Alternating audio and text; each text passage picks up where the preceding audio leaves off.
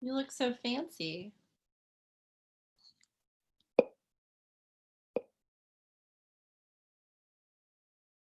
Hello. Do I have my pretty screen on? Cannot hear you. Oh, Not recording. There we go. Resume recording. That's the word. So, in general, like the network and the group of people that we're growing are heavily on sort of, so far the topics have been heavily on the like environmental side of things, but also, growing towards just sort of like all issues and, how we can get involved or make a difference or do whatever little part in the world that we can do. So obviously when you were willing to join us and Emily had talked to you, we were very excited to, it feels very in alignment with the direction and the stuff we're trying to do and where we're trying to go. So I was hoping that you could start by just like introducing who you are and what you're doing and why you're here and what your background, so that we have some context and then we can run with some questions. Sure. Yeah. So thank you. Appreciate you all inviting me and let me join you. Like Stacey and Emily said, my name's Sam Skardon, and known Emily for years because I went to high school with her husband. He and I grew up in the Charleston area. We actually both went to college in Atlanta too. He went to Georgia Tech. I went to Emory. When I was in Atlanta, I got connected with Congressman John Lewis, congressman from Georgia, great civil rights hero. So he hired me. It was my first job out of college, and I spent 4 years working on his policy staff up in Washington, D.C. Got a little frustrated, a little jaded working as a staffer to a member of Congress, especially in the age of the Tea Party. So I actually went back to school, got a business degree, got an MBA, and then moved back to Charleston, where I've been kind of working at that intersection point of business and policy, which is community economic development, how we use the private sector to move our community and our society forward. So for a while that meant regional economic planning for me. That's what I was doing at our economic development office, to building and executing a long-term economic planning strategy for the region. And then recently I moved over to that was kind of the biggest scale economic development and economic planning in our area. I switched to the smallest scale stuff now. I work for a community development lender, and we fund people and entrepreneurs who can't get bank loans. So that's majority women, minority, and veteran-owned businesses. That's who gets turned down for bank loans most frequently. People who don't have the credit scores, don't have the personal family wealth, don't have the right profile for a bank to want to lend to.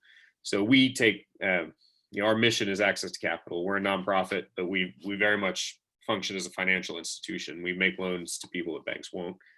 And our average loan size is about $70,000. So we're funding food trucks, we're funding daycare centers, nail salons, kind of some of the smallest businesses in Charleston, and well, really in all of South Carolina. We have loans all over the state, 170 of them. But so that's my day job, is small business community development lending. What I do as a side job right now, hopefully more full-time later on, is also running for the South Carolina State Senate. So that business policy background has always kept me interested in the issues facing our community, the major issues facing our state, and I'm exposed to them on a day-to-day basis of trying to create an equitable economy, people trying to build wealth in our economy, how climate change impacts our ability to succeed as a community, how our education system needs to be improved if we're going to ever be a national leader on any of these issues. And obviously, as a resident of the Charleston suburbs, how traffic and flooding affects our daily lives too, and what our state can and should be doing more on that. So those are the issues I really care about. That's what motivates me to run, and that's a little bit about my background too. So Awesome. Hopefully that's enough to get us started here. For sure. And as a side note, because I'm going to talk to you and take it on a tangent for a minute. So I'm also from Atlanta. So, and did you come across cross paths with John Ossoff while you were working with John Lewis? I didn't. He was an intern in Atlanta a couple years before I was a staffer in DC. So, I see. Okay. We high school circles. Oh, good. Same sort of circle. So I was curious. Well, that's awesome. So I guess on as it relates to the policies and the things that you're most passionate about, as we all are kind of figuring out navigating politics in this right, like in this sort of like corona COVID environment, and with pretty strong partisan divides and things, do you have recommendations on where you kind of seek truth in these issues, and how to navigate some of the shenanigans, if you will, to get to the heart of these things? Yeah, definitely. So I mean, there's a lot of answers to that, and some of it depends on the issue, the specific issue you're talking about. But I mean, trusted, established news sources are pretty good. They are trusted, established news sources for a reason. So, the link on news24usa.com, probably a little less. You should look at that a little more skeptically than something from New York Times, Washington Post, even the Post and Courier. And it doesn't have to be national. I mean, there are local news outlets that are accountable and have long histories of publishing the news. So I definitely recommend sticking to at least keeping a healthy flow of mainstream media in your news content. Then there are a couple, I mean, from a political perspective, this is biased as a candidate. I actually do think there's a lot of value in going to candidates' websites themselves. I wouldn't do that exclusively. I mean, I do think you should read about them and, read critical coverage of them. But I think it's also really important to see what they're saying directly. What issues are they highlighting on their website? What news articles are they sharing? Presumably they're going to be favorable to themselves, but you can also pick up the message that they're trying to deliver. And, again, you shouldn't take that as 100% truth, but it is a good way to see what message a candidate's trying to push, what issues they care about based on what's on their website. What are they saying directly, rather than what are other people saying about them? Sure. Those are two quick ones. Do you feel like there are any other particular sources? Like, I find that it's like, okay, I care about whatever the environmental policies, but I don't have a ton of context, right? So like deciding on a candidate that aligns with my environmental hopes and dreams for the world or our communities can be hard to kind of like dive in and navigate to those depths. So I just was curious if you have recommendations on whether it's the website, obviously, like, should have context, but and other ways to kind of weasel through to say, these are the things that are important to me, and how do I find candidates that like align with those things the most? Are there tools or other things that you use? Yeah, so we mentioned a couple, but a few others I'd say are particularly good that aggregate a lot of candidate information. The League of Women Voters has a site called Vote 411. They ask all candidates in every election the same thing, and it's a national website, but you just go on there, you put in your address, and it's a really impressive database. And by entering your address, it'll tell you the exact races, when your next election is. So whether you have a primary to vote in coming up on June 9th, you'll have a runoff to vote in after that, or special election, or not till the general. Right. So it tells you when to vote, and it'll show you exactly who's on your ballot. Ask every candidate the same questions so you can put them side by side. So that's a really good tool. There are other sites that do that. So I don't mean to diminish any of them. I think the League of Women Voters is a particularly good one. Yeah. Okay, great. Yeah, I hadn't heard about that one. I've used isidewith.com before, which I don't know its background and accuracy, other than it seems to do sort of a similar thing where it aggregates and tells you, like, you can actually take a pretty extensive questionnaire, like pairs you with people. It's like a politics dating app. And I would look at other, for local races too. So I would imagine that is going to match More you with national, a lot of presidential, U.S. Senate, Congress candidates. Having been in a local race for 8 months now, there aren't that many sites that are going to do that in this kind of race. So, I mean, you do want to look at, credible people whose credibility you trust, whether that's an endorser, whether, your mayor or your congressman or someone has said, all right, this is the person I'm for, whether it's an organization you're particularly fond of, whether it's Planned Parenthood or the editorial board of City Paper, Post and Courier or something. Right. They a lot of times those groups will kind of sift through who's serious in a race and who's not, and that kind of thing. And so yeah, I mean but you can also go straight to the websites and decide for yourselves too. We're in an interesting time where so many people are voting absentee in this primary coming up. Usually the goal of a campaign is to make an impression on you, make a favorable impression on you, give you as much information as possible. So you'll decide to vote for them and you'll remember to vote for them. You'll go vote for them. And then when you're in the voting booth, you'll match the name to that favorable impression and check the box. We're in this weird situation where everyone's requesting absentee ballots and those ballots are mail-in in South Carolina. So people are getting their ballots in the mail and then they're looking up their candidates. So, which is an interesting thing. We saw a big spike in our web traffic the first day that Charleston County started sending out absentee ballots. And we realized it was people who were getting their ballots. And then at that moment, they were going to start looking up their candidates. And which is an advantage voting absentee and voting by mail gives you, is you can do your research on each race rather than just getting in the voting booth and having to decide on names and races you might not have been aware of before. Oh, yeah. And so speaking of absentee, sorry for the screaming in the background, by the way. There's a lot of fun happening in the other room, apparently. There was a question someone submitted about whether absentee ballots count, right? Like there's this sort of impression that an absentee ballot is like going into the ether and not making its way to the actual tally.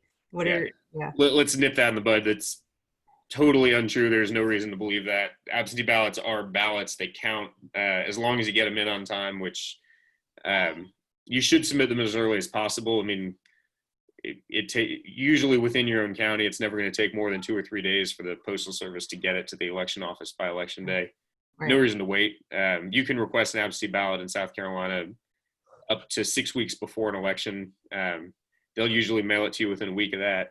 And I mean, no reason to not do it as quickly as possible. Right.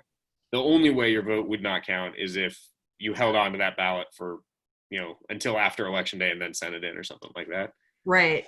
Right. Yeah, absentee ballots absolutely count. Prior to, like, if your post date is prior to election day, then it should count, essentially. Right. Exactly. Yeah.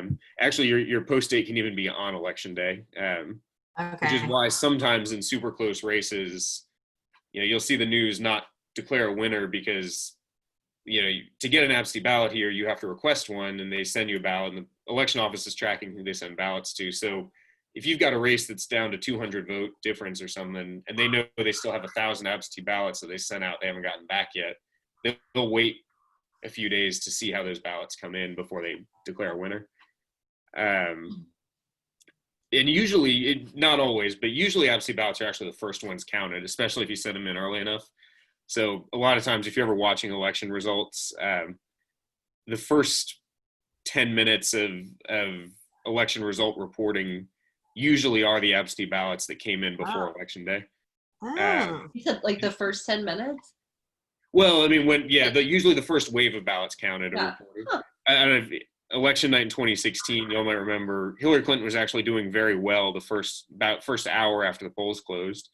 And that Democrats to be slightly more likely to vote early and vote absentee. And the reason she was doing so well so early was that a disproportionate number of those votes being counted were early absentee, which disproportionate number of those people are Democrats. So as election day results came in, Trump started doing better and better. But those first votes in the bank were pretty heavily favorable to Hillary Clinton. Interesting. Yeah. So similarly on like things not counting, I think, it's easy to feel like in a red state like South Carolina or like, being from Georgia, that there's this sense of if you don't align with the greater state party, that your vote is insignificant or anything like that. Like, what would you say to people who feel like they might be a small fish in a big sea of different? Yeah, I would nip that one just as aggressively too. So a couple things. One is, what guarantees making that true is by letting that mentality, prevent you from voting. If you think there aren't enough people like you that your vote doesn't matter, so you don't vote, then it's going to be true. It's a self-fulfilling prophecy. Right. And even if on the state level, a pretty heavily, solidly Republican state, there are county elections. Charleston County is a very different makeup than the state of South Carolina. There's congressional district elections, which Joe Cunningham's district is, includes 5 counties, including Charleston County. There's state House and state Senate races. Each of those districts has a different makeup. So just because, Donald Trump is probably a favorite to carry South Carolina again. Doesn't mean he's definitely gonna, but odds are he will. That doesn't mean that Joe Cunningham doesn't need your vote, that your state, local, county, city offices aren't going to be competitive elections.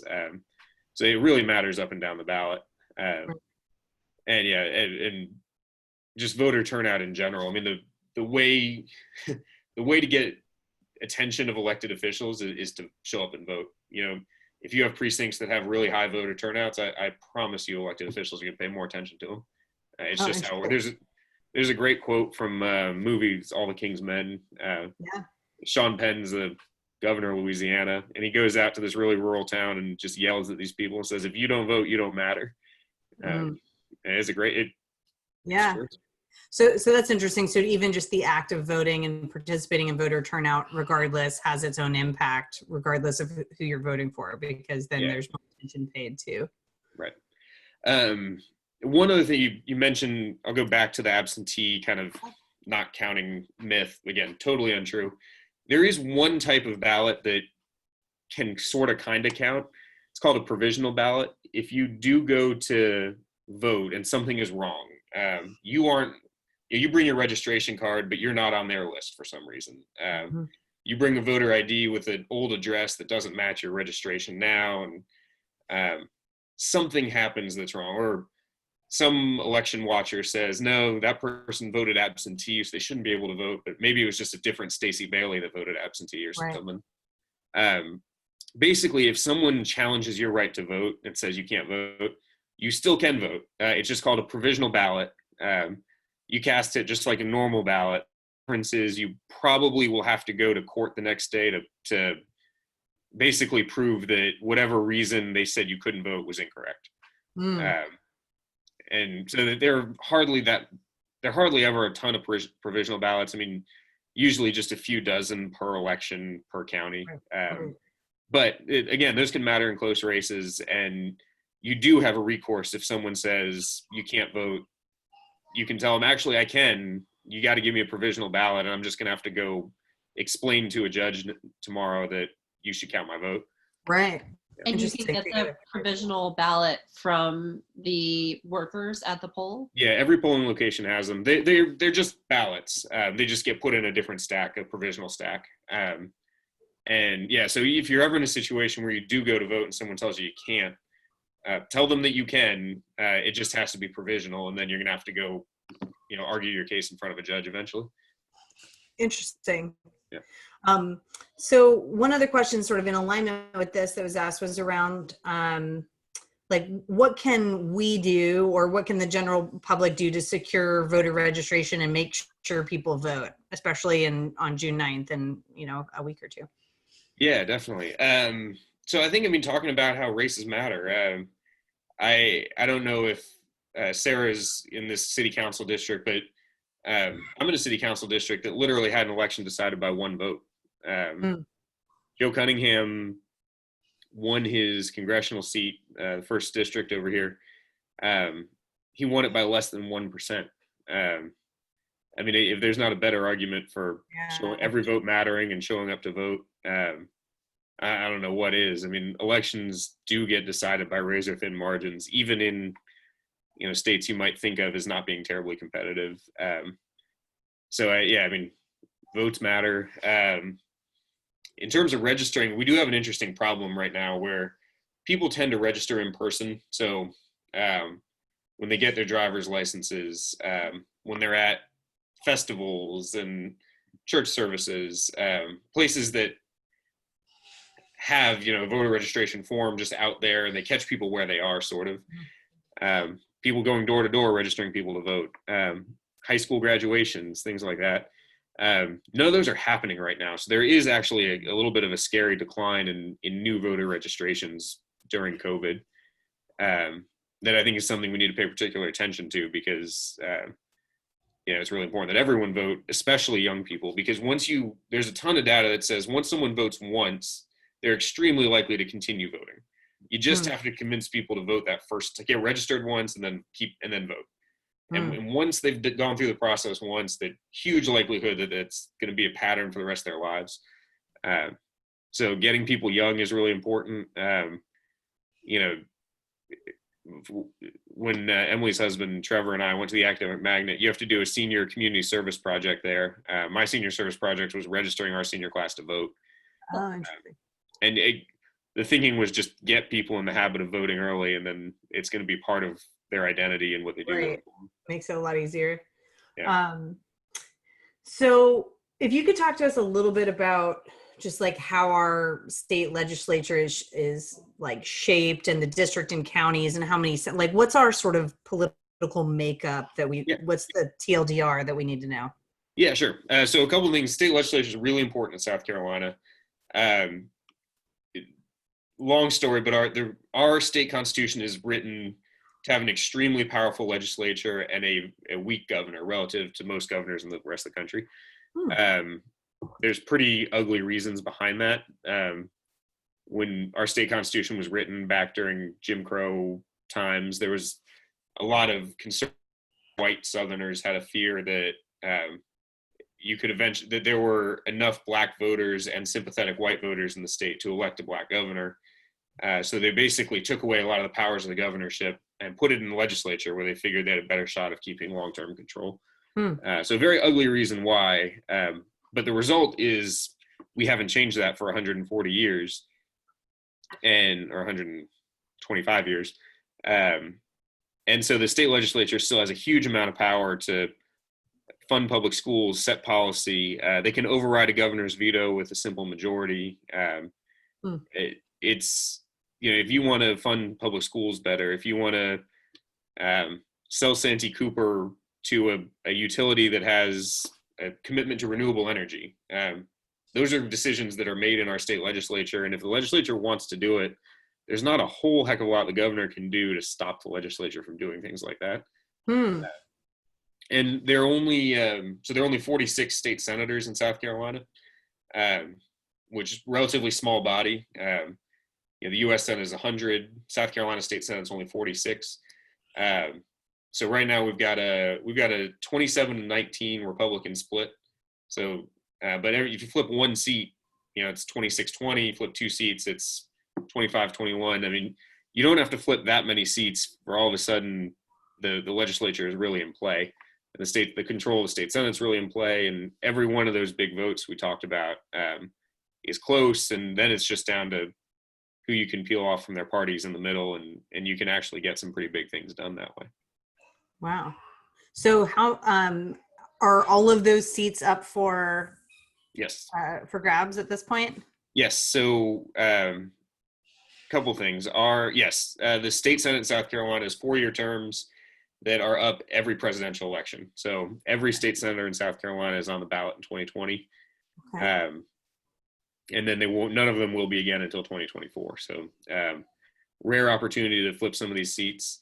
Gerrymandering is a huge problem in South Carolina. These seats are traditionally very uncompetitive. 46 senators, 39 of them in 2016 did not have general election opponents. Wow. Only 7 of the 46 state Senate seats were even contested in the general election last time.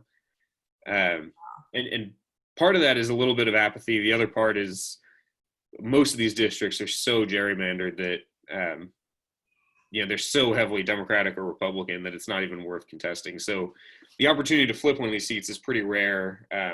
So when it does come along, it's pretty important. And we do have one of those opportunities over here. We have a district that is not heavily gerrymandered one side or the other. It's a district where Donald Trump won by 2 points. Joe Cunningham won by 15 points.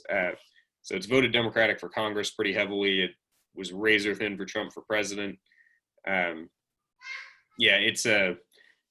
aren't many other places like it in the state where you can actually have a competitive election with a realistic shot of flipping a seat.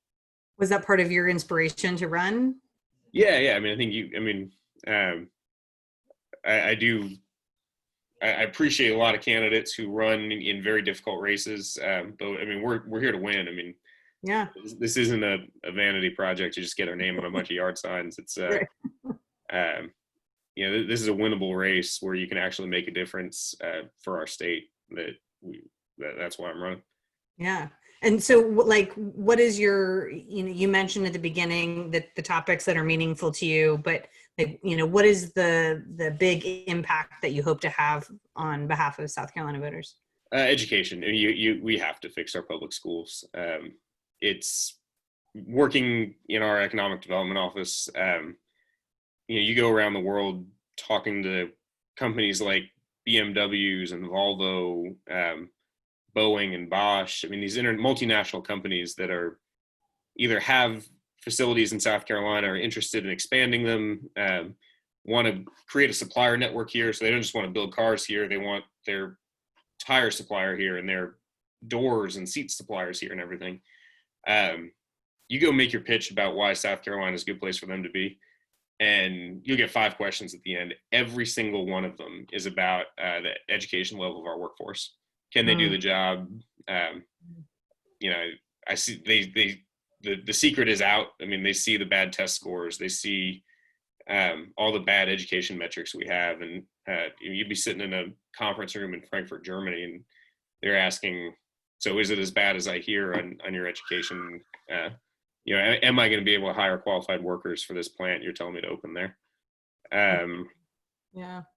So, I mean, there's an economic imperative that we do it. There's also a moral imperative. I mean, it's not just that our schools are bad. It's that we have a huge disparity in the quality of our schools. We don't have all bad schools. We have some very good schools and then a lot of very bad schools. Right.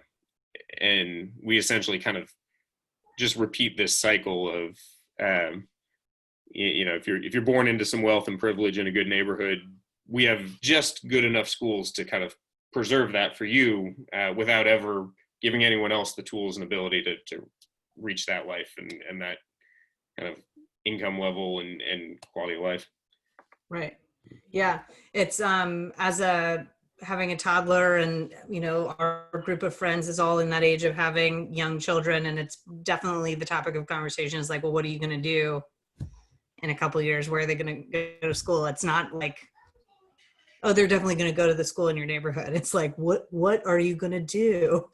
Right. And in Charleston, I mean, as a state as a whole, but in Charleston County in particular, I mean, we've created this patchwork where, where we don't ever have to make neighborhood schools good because, I'm glad you have options and your child has the option to get to good schools. Yeah. The problem is that lets our state and our county off the hook a lot for ever making your neighborhood school any good. Right. Yeah.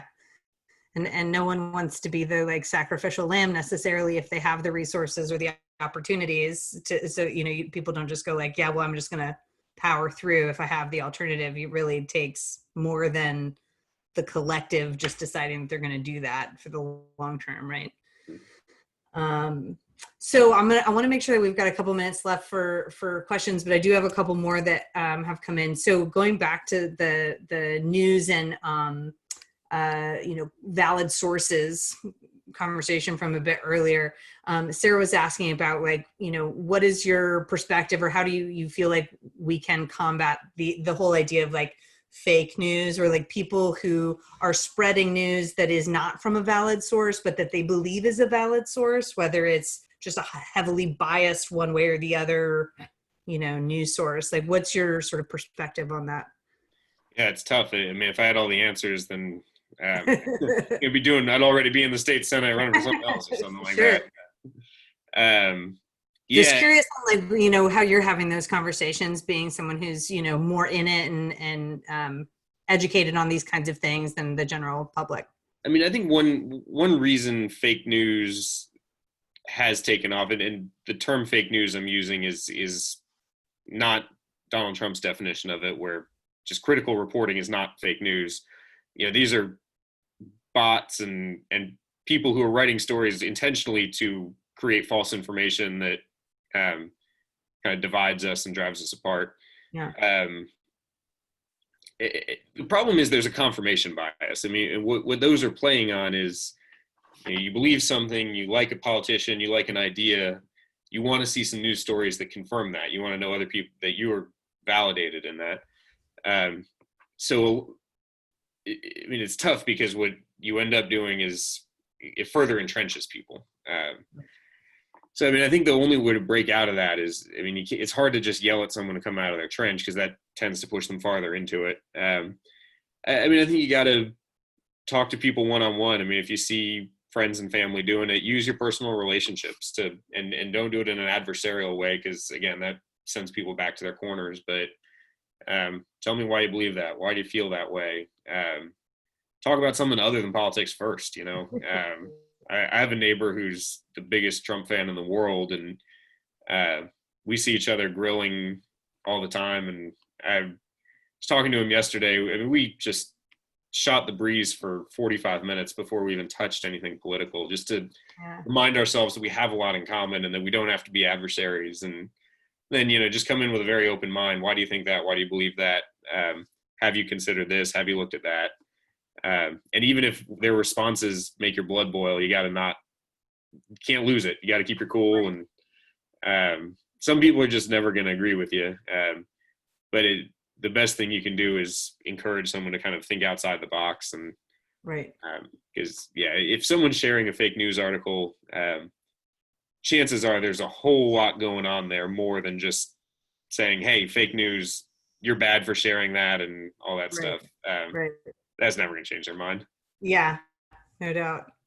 Are there any, policies up for voting or anything that we should be aware of, especially as it relates to, environment and those kinds of initiatives, whether it's locally in Charleston, in the county, or the state, that we should keep our eye and ear on?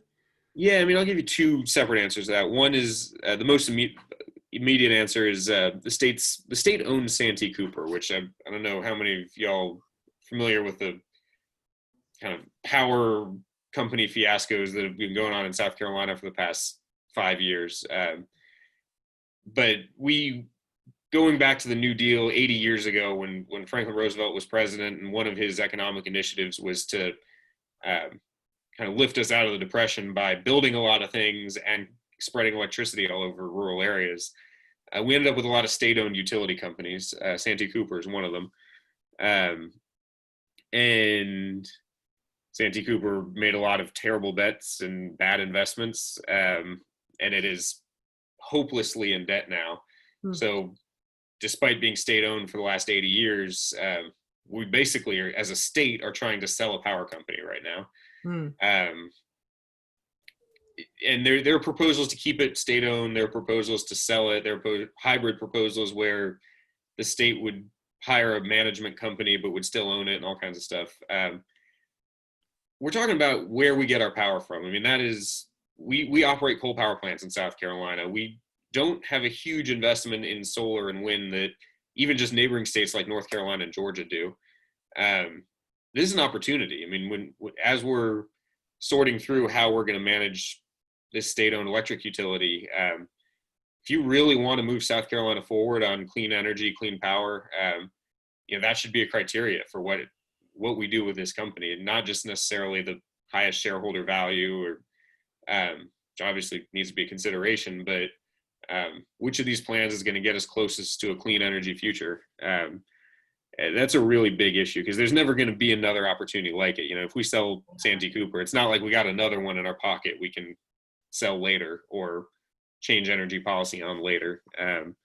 So I think it's an immediate, huge opportunity to make a difference on how much carbon power we're using versus how much renewable energy we're using. And then take a step back from that. That's a relatively specific issue. The bigger picture is, I think in the Low Country, we're actually pretty fortunate. Environmental protection and conservation tends to be a little bit of a bipartisan issue. I think Joe Cunningham's race was a perfect encapsulation of that. I mean, he showed how many crossover Republicans you can get by being clearly better on environmental protection issues. The nuance I would add to it, and I would say, is that I would ask people to look at, again, in my biased opinion as a candidate, it's not just who is actually trying to be long-term solution versus who's just trying to clean up a mess. The divide in South Carolina isn't so much about whether we should protect or at least in the Low Country, isn't about whether we should protect our environment or not. Pretty much everyone's for that, but it's, should we be actively taking steps to fight climate change? Should we, should we acknowledge, address, recognize the science of climate change long term, and change our utility company decisions based on that, and all kinds of other policy decisions based on that. So I think the difference in South Carolina and the difference you'll see in our race and a lot of others is who's being reactive versus proactive on environmental issues, because everyone's for the environment around here, rightfully so. But let's use these opportunities to look big picture, long term. Right. And what body has the most sort of authority over those kinds of decisions? Like the Santee Cooper decision, is that state Senate? Is that Congress? Literally that's one of the reasons it's taken so long to clean up this mess is, for a while, if someone wanted to, let's say you were a power company that saw, you've got a troubled asset over there in Santee Cooper, the traditional capitalist private sector solution would be, well, it might attract some buyers, some people who think they can buy it cheap and fix it up. There's like no one to call other than just the state Senate. Right.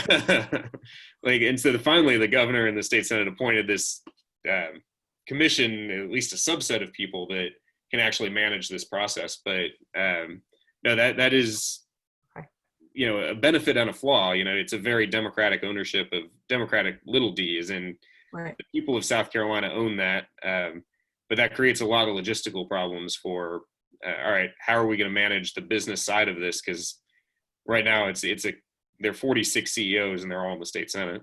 Right. Okay, interesting. So as you're talking, one other question that came into mind is, write your leaders, call your leaders, your representatives. What impact, do you have any sense for what impact that actually had? Like, do you get added to like a tally of like for this or for that, or like how are those offices navigating that and making that meaningful? Yeah, that was what I did for Congressman Lewis. Okay. When I was 22 years old working in a congressional office, my job was answering his mail, which included keeping a tally of what everyone wrote about. And he would ask for a report on it multiple times a week. What are people saying? What are keeping his ear to the ground? It's important to do it. Definitely do it. It is not the only thing you should do. It should be part of a big picture, advocacy approach, that includes voting, donating to candidates, advocating, showing up and being part of demonstrations, and being involved in nonprofit groups and campaigns that are pursuing policies and ideas that you like. Those are, there's a lot of things you can do, and one of them should definitely be write and call your elected officials. But I mean, one thing to remember is there's always a better measure of what a district wants. Right. Because if there are 130,000 people in our state Senate district, you get 500 letters about, some bizarre little policy issue. If everyone, you pass around a form letter and get 500 people to sign it, you got to be careful to remember that that's still a very small subset of what the entire district wants. I mean, that's why I'd say, like, still do that, but it's there are a lot of elected officials who rationalize that, hey, I just won an election here. I got a couple letters. That's nice. If it's a smart politician, they'll engage you. They'll call you back. They'll ask you your opinion, and maybe even in future meetings about that subject, they'll bring you into those decisions and conversations. if you show you're an engaged citizen on that front. But you also gotta remember that they are held accountable at the ballot box, not the mailbox. Right. Yeah. So you can vote, you Yeah. can get other people to vote, you can donate, and you can write, and you can participate. And is donation sort of similar to voting in that it's not really like the financial impact that you can have to the best of your ability, but like just the number of people who donate has an impact on a candidate? Yeah, definitely. I mean, it's a show of support. It's yeah, I mean, both the dollar value, every dollar matters in these races, because we do have to hire staff. We just sent 6,000 pieces of mail to our district. The postage on that alone is $3,500. Right. And so, I mean, it takes a lot to run these campaigns. So, I mean, if you have a candidate you believe in and want to see them elected, they need your help with your money too. Donating does matter. Yeah. And it is that show of support. There's a noticeable difference between a campaign with $100,000 that just has $100,000 donors versus campaign with $100,000 that has $1,000 donors. I mean, there's Right. there's a clear difference in support there, and people notice and pay attention. And back to that point about, there's serious groups, the major advocacy groups in the state, the major newspapers in the state, the major elected officials who are going to endorse in the state, and that kind of thing. They notice that. And I mean, they see that when they see the difference between someone with a bunch of rich friends and someone who's actually attracting a large number of support, Right. large amount of support. Okay, that makes sense. Well, that's really interesting. I feel like I have a much better perspective on the incremental difference that doing all of those different small steps makes, right? Because it's easy to think that things are, not meaningful. When you like fill out the automated, email to your, congressman or whatever, and you can feel like, I don't even know if this is doing anything, but it all sort of collectively makes a difference. Yeah, exactly. Emily, did you have anything you wanted to ask or chime in on? I'm sorry if I'm putting you on the spot. I'm gonna cough or something. Yeah. No, I don't have anything. I think the questions that were sent in were really good. I think, like Sam was talking about going to his website, I've learned so much by doing that, just looking at what matters to each candidate. So while I think it's good to take the quiz or whatever, for sure, and websites have completely turned me off from a candidate on one issue, and then I haven't voted for them, Yeah. So I think that's really smart to speak to. Some of this was shocking to me, which is interesting. And I'd say a lot of politics is about priorities. It might be that you agree with multiple candidates, everything up and down the ballot, but when you go to the source, either their website or direct quotes of things they've said or their social media or something, you can see what they want to talk about. I mean, we might all agree on education policy as my number one issue, and if your number one issue is something else, then you're going to see that. I mean, fortunately, our site does have a lot about environmental policy and education policy and all that, but you might hear a candidate that says, or a survey might tell you, yeah, this candidate agrees with you on the environment, but if you go look at what they've said, they've never actually talked about it. There's nothing on their site that says it's a priority.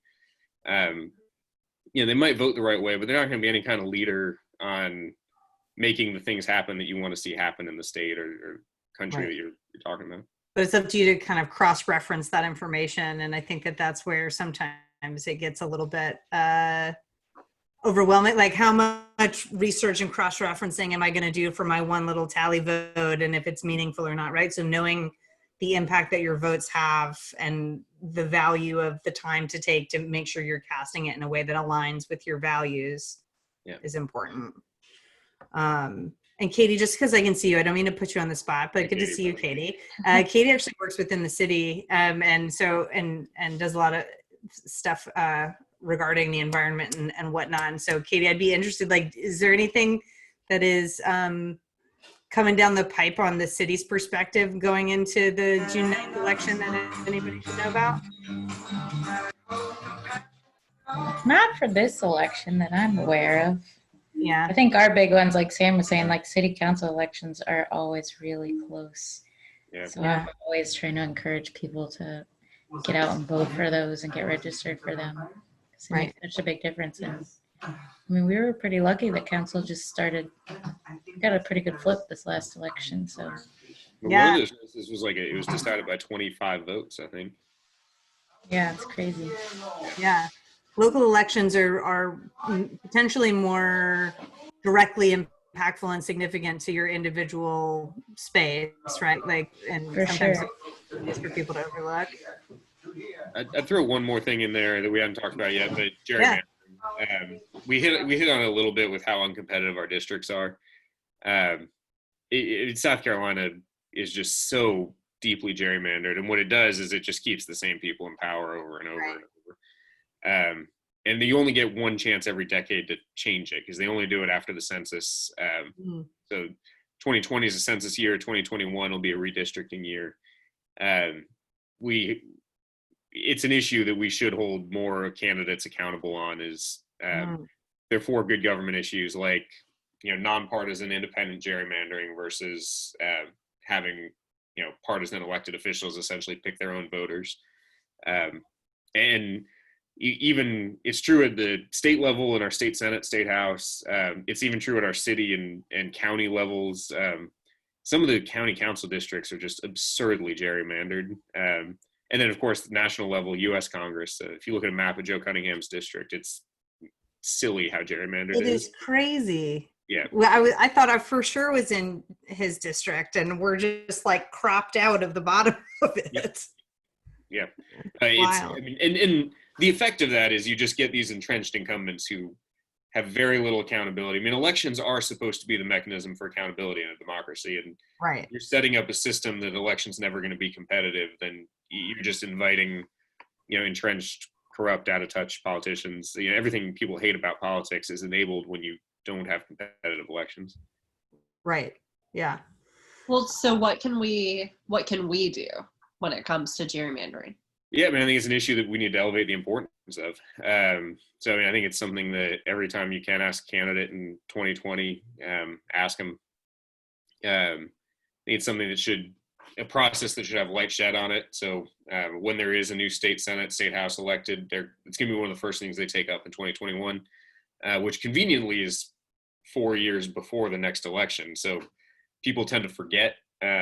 People tend to vote on the most recent issues in their mind. So it's very convenient that gerrymandering tends to be an issue that is forgotten about by the time the next election rolls around. It's not a problem that we can easily solve, but it's something that I think we should all talk about to try to chip away at, because it is a just existential problem to our democracy, I think. Yeah. That's interesting and good to know. So asking questions to candidates, holding candidates accountable to, fulfilling on those things or acting on that in some way. Yeah. Interesting. Well, as we sort of hit 8 o'clock and want to kind of put a button on, I don't know why at work I've started saying landing this plane. Like that's my way. I like that. That makes sense.